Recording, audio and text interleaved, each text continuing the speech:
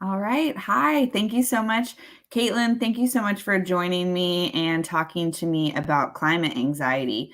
I think that this is a topic that a lot of individuals are curious about and potentially experiencing some forms of anxiety right now with everything going on in the world and all the information that's coming out. And so I'm so glad to introduce you to the community and providing some hopeful resources for them. So, if you'd like to take some time to introduce yourself and tell us a little bit about your history. Yeah, absolutely. And I'm really glad that we were able to connect. Like we were talking about before, the work that I do really comes from my own experience. And I probably share a lot of very similar experiences with you and with the audience that you've cultivated. So I'll talk briefly, I think, first about what I do and then kind of backtrack a little bit and talk about how I got here. So I help women overcome panic and anxiety at the root by making three fundamental shifts. And the first is really learning about and shifting these unconscious processes that are happening below the level of awareness that produce anxious thoughts. The second is shifting out of chronic survival physiology, which perpetuates a feeling of anxiety in the body. And the last is proactively strengthening the brain structures we need to make these shifts permanent.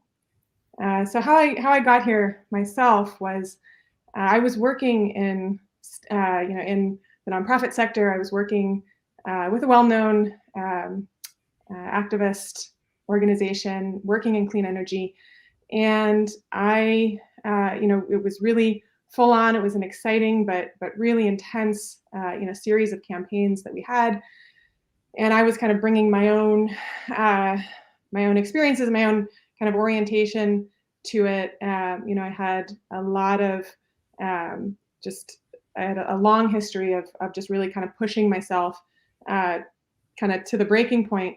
And it was over a year that I was working on this. And after a while, I was just getting pretty much constant panic attacks to the point where I was actually waking up into a panic attack on an almost daily basis, waking up with my heart pounding and my thoughts racing and, breaking out in a sweat. And I just thought, this is not sustainable in any way, and I was looking around and really saw, okay, I have my own, we all have our own experience of this, our own way of navigating it and expressing it, but I'm not alone in this. The environment that I'm working in, the people that I'm working with, there's a lot of stress, a lot of anxiety, a lot of, people feeling burnt out. And it just, that fundamental kind of contradiction and that irony really hit me, of trying to work towards sustainability in a fundamentally unsustainable way. And so I tried to, that experience really pushed me because I loved my work in some respects. I loved the goal, and I wanted to be able to keep doing it, but I was just, the equipment that I had, my mind and my body was not cooperating. And so I got really serious about just trying to troubleshoot what is going on here at the root. And, I think there's a lot to learn. Actually, interestingly, the concept of resilience, which is more and more being adopted to understand, it's more and more being adopted kind of in the realm of psychology and in, therapeutic modalities, but it really comes from the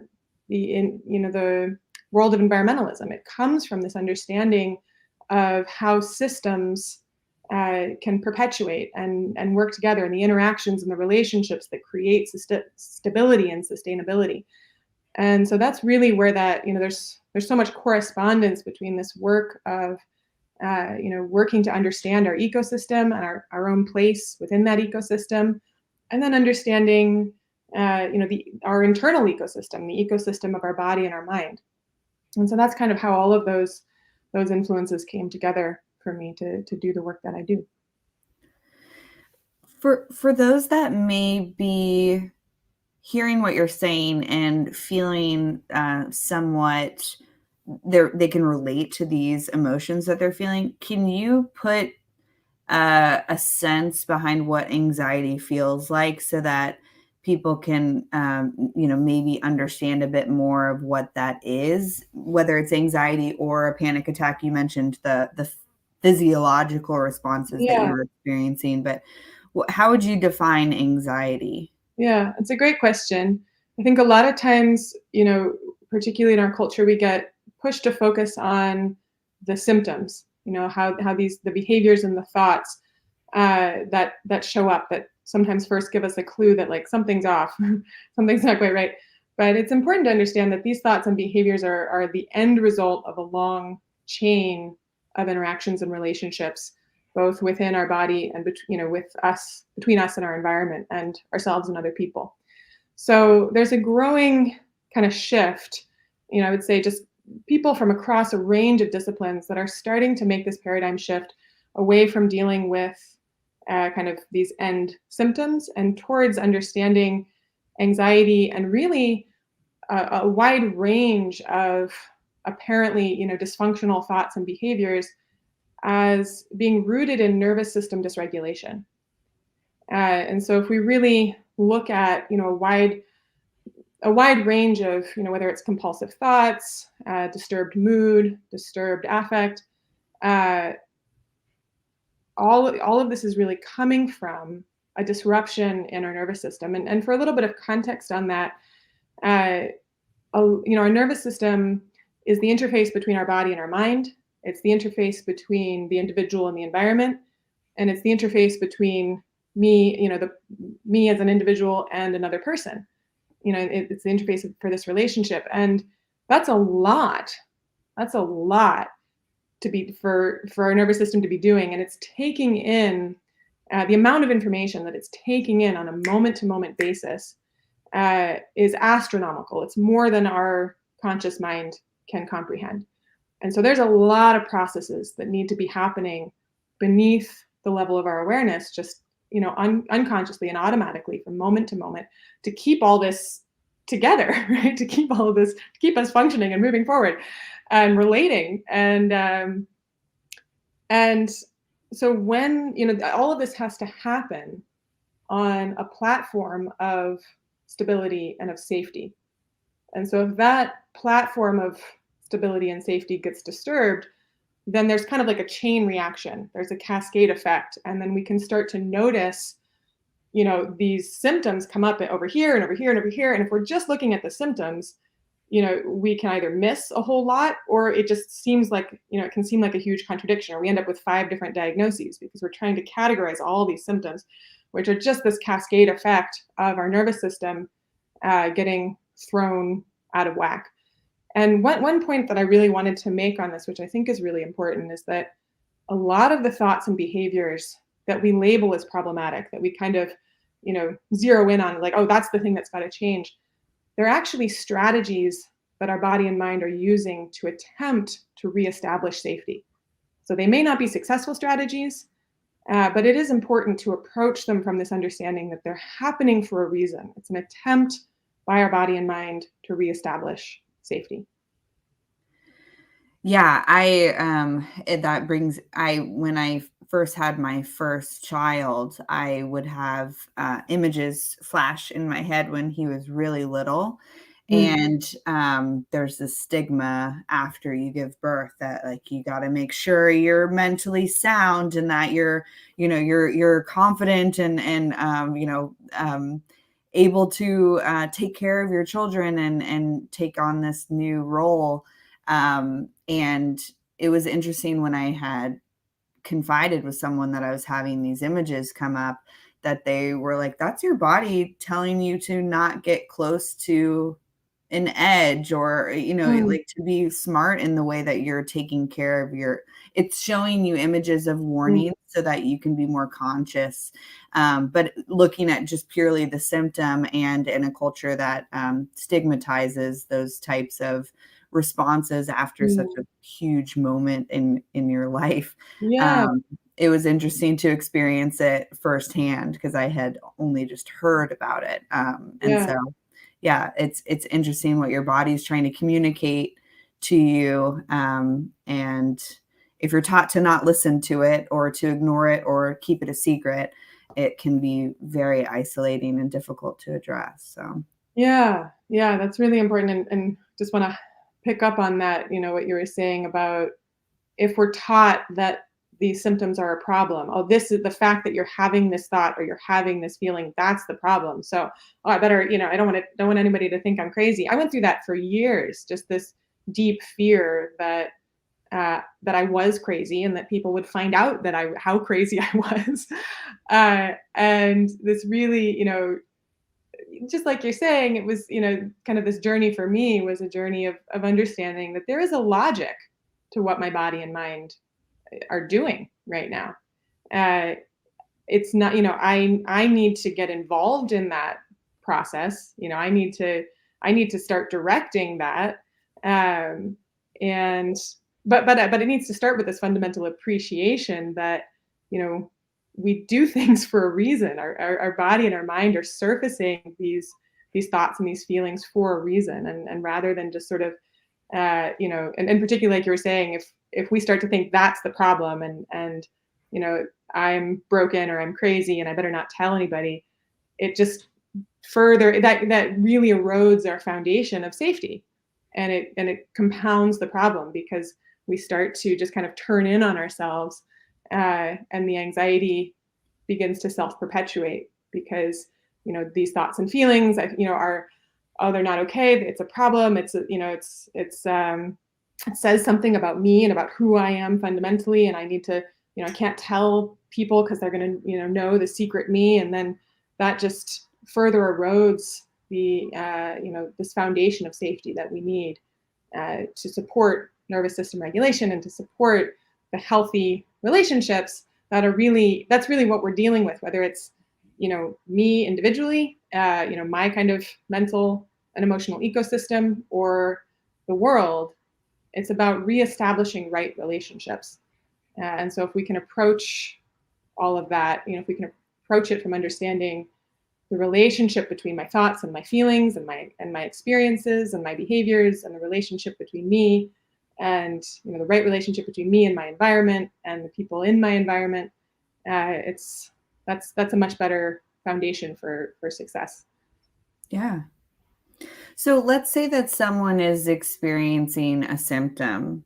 What would you say is the very first thing that they should do? Mm, They're feeling that symptom. They haven't had time to really dig deeper into where it's coming from, but they're currently having trouble calming down. A sense of, I feel a bit claustrophobic when I'm feeling mm, anxious, and so I mm, feel very trapped. I can sometimes describe it as a sensation of drowning or mm, just being put into a small space. So, what's something that you would say is the very first thing that someone should yeah. do just to address that? Yeah, so there are a lot of tools and strategies we can use to kind of nudge our system back into regulation, to gradually, rebuild regulation in our nervous system. Um, However, the foundation, it's important to have, a foundation for these practices, because it's not, I think where my work maybe diverges from some, is rather than trying to kind of get at a feeling of safety by manipulating the nervous system. Oh, I'm, hyperactive. I need to, calm down here, and I'm, hypoactive here, and I need to activate this. Really, my background and my experience, kind of, when I got to that place of, having waking up into a panic attack every day, and realizing that my nervous system was in total chaos. I had I'd been practicing yoga and meditation for about 5 years, and that's really what had given me this platform to observe, to even notice what was going on in my body rather than just react to it. Mhm. And so that's what gave me a platform to to wake up, and it's like, oh, okay, this is really uncomfortable and chaotic and difficult, but I have this platform to say, to observe, step back from it, and to say, huh, isn't that interesting? I wonder why that's happening, and to get curious about it. Um, so there's a whole toolkit that that you can develop to communicate safety and stability to your nervous system. But the platform of that, the foundation of that really has to begin with an experience of safety and stability within you that is actually independent of your nervous system. So it's not that we try to create calm in our nervous system in order to get an experience of safety and stability, but it's really that that experience of safety and stability is available to each one of us. And we have to access that and understand that it's connected. There's a relationship between that experience of safety and stability and nervous system regulation, but it's not dependent on that. I can actually have a feeling of safety and stability within myself even when my nervous system is in chaos. And it really is, and that experience is really the most lasting and fundamental experience we can have, because we're not dependent on, there's going to be times when we're going to be in stress and in distress, and there's going to be times when the environment is just not conducive, and our nervous system's getting triggered, and we can't get enough sleep, and we can't get enough this, and we can't get enough that. That's just going to happen. And so if our well-being is linked to and dependent on all these factors have to be just right so that my nervous system is in balance and everything is in balance, then our anxiety becomes about creating that perfect environment, right? And so we need to be developing this muscle of just stepping back and observing. And that's something anybody can do. You can do that in any circumstance. And so the first thing that I teach people is this practice of awareness, of just starting to notice and name what's going on, and to put yourself in the driver's seat by saying, I'm aware that my heart is racing. I'm aware that my thoughts are all over the place. I'm aware that my head feels fuzzy, whatever it is.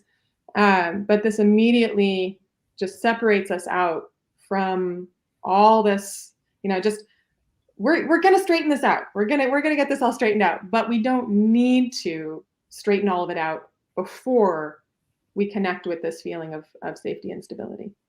Yeah. That's really great advice for those that are looking at what's happening to the earth and all the information that's coming out, that action is required to fix some of the human generated challenges and issues that we've created, and trying to find ways to innovate and fix the problem to create a more sustainable earth. And I think that why you being able to identify the names of how you're feeling certain emotions or feeling certain physiological feelings, or maybe what is causing these feelings, is so important, just because if you're not naming it, it can seem so big that where to even start if you just name it to be something that you have no ownership, no control over, if it's just this unnamed thing. So I think that that's great advice for those that might be feeling like they're out of control. I also love that within your career story, you talk about how you were feeling a certain way, you've addressed how you were feeling, and then you took ownership of how you wanted to, not control seems aggressive, but you take charge in how you want to rewrite the story and give the tools to other people. So I think that's, your career story is even an example of you applying those skills. So I think really, I can't stress enough how much this is the well, it's not the end result. It is the result in this moment, the ever evolving result of my own attempt to problem solve what was going on for me. And I really became, and it was of necessity, because this was just in my face every single day. And I really became like a guinea pig in my own laboratory. And that's something that I, really, I guess two things. One is that spirit of curiosity and experimentation is so essential to navigating this, because it takes us out of our fear brain. And the other thing is turning around and teaching anything you learn. As soon as you learn it, turn around and pass it on to somebody else, whether it's in a formal environment or an informal environment. Just call up a friend and say, hey, this cool thing I just learned, because that fundamentally shifts our orientation to our environment from sort of being the passive. It's very easy to feel like, I've just got this thing, I've got this problem, I've got this disorder, and I'm just sort of at the mercy of my brain chemicals and my shitty environment. Excuse my language, I swear a lot. I think it's anyway. We can kind of get across the urgency and the import of what we're dealing with. Um, the Yeah, I'm just kind of at the mercy of all of these factors, whether it's internal or external or whatever, and and as soon as we kind of take ownership of that and say, and turn around and teach, then our whole orientation to our environment is shifted. And it's you can't overemphasize, just the impact of these little shifts that we make. We can sit there and think about it and talk ourselves out of it. Be like, I don't know it that well, and I don't, I'm going to get it wrong, and it's not going to help that much anyway. But it really is, just taking action, trying things, and getting ourselves into relationship with other people, into a positive, helpful, proactive relationship with other people. And it has this profound effect on our nervous system that we just can't anticipate by sitting there and thinking about it. So that is, just a fundamental kind of shift that I ask, my clients to make in working with me, is that this isn't about me sitting here fixing you. This is something that we're going to do together, but it requires great a willingness to experiment, to be curious, and to turn around and help other people. Yeah. I experience this same response with a lot of the clients that I work with that are pursuing a B Corp certification. They get very emotionally tied to how overwhelming it feels, and they start to deny, or doubt their ability Mm, to be able to pursue something so unattainable. It's this, this gold star that only the perfect achieve. And yeah, so much of my time is spent talking about progress versus perfection.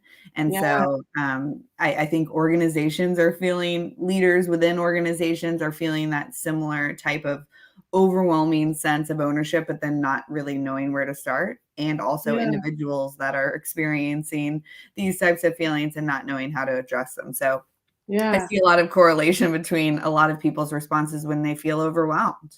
Yeah, yeah, that makes a lot of sense. And then it kind of brings up one thing that I was thinking about, kind of in the context of your saying, helping people not feel so alone and not feel so isolated. If you find yourself in a situation where, you're sort of embedded in this, you know, organization, whether it's a nonprofit or whatever it is, you're embedded in this institution, and you're trying to do this job and you're trying to show up, and you feel like, oh, I'm just the broken one, I'm just the crazy one, I can't do my job, I'm too anxious, I'm too overwhelmed, blah blah blah. It's really important to understand we're all in this together. We're all in this boat together. And if the organization or institution that you're a part of isn't capable of addressing and adjusting to the human reality of being a person on this earth at this moment in time, which just is factually overwhelming, it's not just you. It's not just you. We're all these everybody deals with their anxiety in different ways. Some people are able, some people, like, we can see it and name it, and oh, this is a this behavior that I don't like, or this thought that is throwing me off, or this or that or whatever. Other people, it's just they just manage it through the way that they live and the way that they express themselves and the work that they do. But many of our institutions are fundamentally founded on anxiety, an attempt to, and going back to what I was saying earlier, it's an attempt to find and establish safety. And very often it's a misguided attempt, but it's an attempt. And so if it's helpful sometimes to just step back, uh, stop taking your own feelings so personally. Yeah. That might sound funny, but understand that the way we're all expressing these things differently, but sometimes you might be the canary in the coal mine, that's just particularly sensitive to messages of fear and anxiety that are often at the root, even at the root of organizations and institutions that are well-meaning, that are very well-meaning, but still maybe coming from this place of anxiety and fear. Mhm. Uh, and and then there was, I think this is kind of going to the heart of it a little bit. This is kind of preempting a question that you had sent me earlier. I'm just gonna pick up on it, which was about the difference between general anxiety and climate anxiety.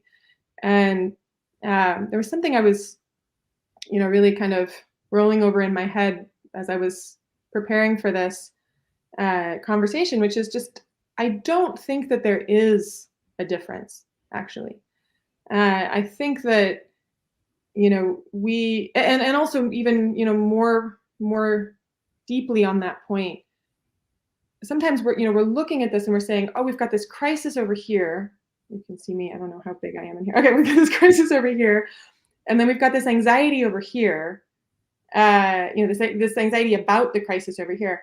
But the root, I think it's important to understand the root cause of the anxiety beneath the crisis and the root cause of the anxiety about the crisis are the same. And it's really about a lack of safety. Uh, and so it's not two different things. It's manifestations of this same fundamental anxiety, which is a need for safety. And when we don't have that, we've got so many people in our world, all this activity that's generating this climate crisis is an attempt, a misguided and often and tragic attempt to establish safety, which comes back to a lack of this experience within, this lack of experience of the essential safety and stability that we all have within us. I think what you're teaching and what you're doing for the community is incredible. I think that providing a sense of safety that you can control and embrace is just so beneficial to be able to take action when you want and to take ownership of the emotions you may be feeling or the situations you're experiencing. So, I mean, I think that the tools you're providing to provide that safety for yourself is just so valuable to every single human being, whether you're experiencing anxiety right now or some form of having that foundation for when things arise is so Yeah. beneficial. I know that you provide a free 15-minute call for folks that are interested in learning more and connecting with you, so they can follow that link. What should people expect that 15-minute call to feel like, or Yeah. what would happen then? So it's really an opportunity for me to hear more from you, what's going on for you, and where you're at, and for me to kind of understand if and how I can help you. And Yeah, so it's totally free, no obligation. It's a pleasure and a joy for me to just connect with people wherever they're at, and I know so many people are struggling right now, so I try to keep as much time as I can open for those. But if it's something I know, particularly around the holidays, a lot of people can ironic, it's one of those times where, stress can really go through the roof, but everything's supposed to be happy and we're supposed to be happy. And so we can feel extra crazy sometimes Yeah. when we're not feeling in the Christmas spirit. And so, yeah, I did, even in the midst of everything I've got going on, I did carve out some time for that, for people. And so encourage you to reach out. And you can either go to my website at that link, or you just hit me up on Instagram. Yeah, at build.resilience. Just shoot me a DM, and we can connect. Perfect. And yeah, around the holidays, I also think I'm definitely not promoting the obligation to have a resolution, but what a nice commitment to the next year, or a goal. It doesn't have to be some, I failed if I don't achieve it kind of thing, but something leading to progress of taking more ownership of your personal safety, I think is just such Yeah, a great way to enter into a new year. yeah, yeah, A new calendar that we've invented to count it. But January 1st, good day to just mark it on the calendar. yeah, So yeah, I totally. think that that's great. And I will have this full interview and some of the key aspects on the blog as well, so people can pull some of those resources out quickly and being able to connect. I really appreciate your time, Caitlin. I think that what you're doing is just so necessary for everyone, whether it's a time of crisis or not. There's always, challenges, whether it's a new job and a new location, a pandemic, Yeah, education about, climate change and all of these various things, I think are just going to be part of the human experience. So yeah, I absolutely. appreciate you. Well, thank you so much. Thank you, and thank you for creating this awesome format and forum. And yeah, I look forward to just continuing to participate in the community that you're creating, however I can. Yeah, I think we'll see more of you. So yeah, thank you so much. Take care. Bye.